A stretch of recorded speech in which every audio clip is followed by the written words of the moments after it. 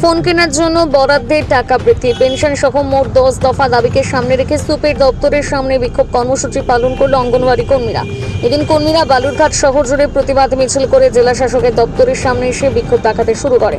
অঙ্গনওয়াড়ি কর্মীদের দাবি, সরকারের পক্ষ থেকে কেনার জন্য যে পরিমাণ টাকা দেওয়া হচ্ছে সেই টাকা দিয়ে ফোন কেনা সম্ভব না, এমনকি ফোনের সমস্ত দায় দায়িত্ব নেওয়ার কথা বলা হচ্ছে।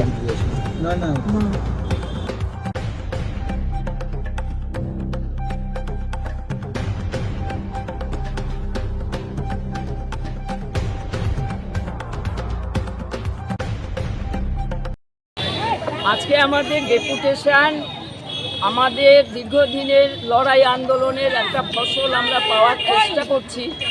সেটা আমাদেরকে আমাদের রাজ্য সরকার আমাদেরকে শুভেচ্ছা বার্তা জানিয়ে 10,000 টাকা করে মোবাইলের জন্য দিয়েছে।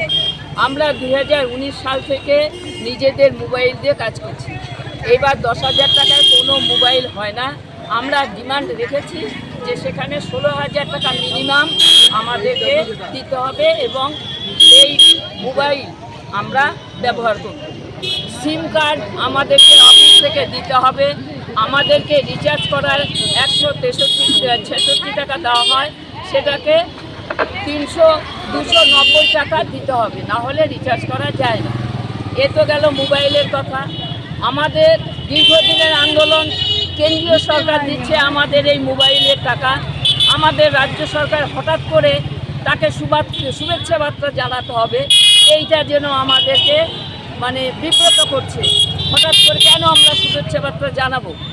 দ্বিতীয়ত যেটা হচ্ছে সেটা হলো অনেকগুলো ইনফরমেশান দিয়েছে, সেগুলো আমাদেরকে পালন করতে হবে। যেমন এই ফোনে আর অন্য কোনো সিম ধরাতে পারবো না। এই ফোন আমরা সেন্টারের কাজেই ব্যবহার করব। এই ফোন যদি নষ্ট হয় তার সারানোর দায়িত্বটা আমাদের থাকবে। এই ধরনের অনেকগুলো শর্ত দিয়েছে। কত দফা দাবি? হ্যাঁ, আপনারা কত দফা দাবি? 10 দফা দাবি আমাদের। তো 10 দফা দাবির মধ্যে বেশিরভাগটাই ফোন নিয়ে আছে।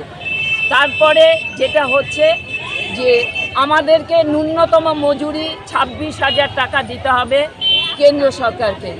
আমাদের কেন্দ্র সরকারকে পেনশন চালু করতে হবে। তারপরে যেটা হচ্ছে সেটা হলো আমাদের মেয়েদের যে সেন্টার চালাতে গিয়ে যে সমস্ত সামগ্রী দরকার সেইগুলো দিচ্ছে না। 2008 সালে যে সমস্ত জ্বালানির টাকা আমাদের দেওয়া হয় সেই টাকা আজকে 25 সালে সেই টাকায় কোনো কিছু হয় না। দীর্ঘদিন থেকে আমরা এই আন্দোলন করছি, খালি মেয়েদের উপর চাপ এসে যাচ্ছে।